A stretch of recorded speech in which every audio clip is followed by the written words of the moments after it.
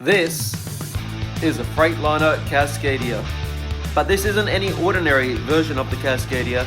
This is an Australian road train spec version.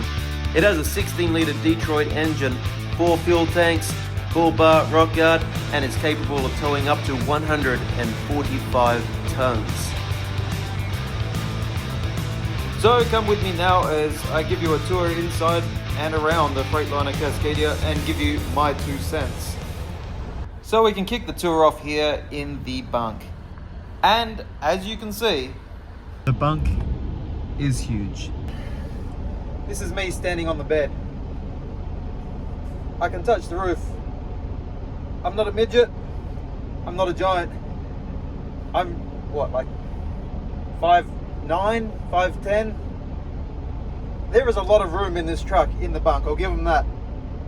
I feel like I can jump up and down on the bed. Well, I can. I can't jump that high. I'm not going to hit my head. So there is a lot of room in this truck.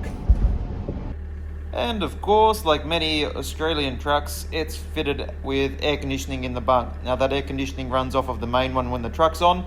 And of course we have our ice pack controls here above for our auxiliary aircon when the truck is switched off. Now something that is good in the Freightliner Cascadia is the storage space, albeit it's a little bit cramped inside some of those upright cupboards.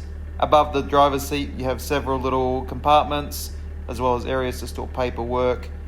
And of course in the bunk we have a shelf that fits a microwave really nicely and that gets tucked away well, as well as having more cupboard space on the driver's side. It does have fantastic storage space and it is nice to live in. It's got plenty of room. Now let me show you the view from the captain's chair.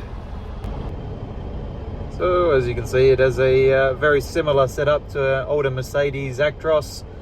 The way the screen is set up. You also have your options. Obviously you can go through, check your gauges, going through with the electronic. Now there's another thing I really dislike in these, and that is the gears in it. Not because it's one of these automatics with the little turn knob for drive, neutral, reverse, but just the way that the gear settings are. So it is a 12-speed, but it takes 3 business days after putting your foot on the accelerator to respond. Which, when you're pulling road trains or you're trying to pull out of a road with a double or triple road train, and it takes a few seconds after putting your foot on the accelerator to get going, that is problematic. It's something you can counter if you know, but it's another annoying little thing that gets you when driving these.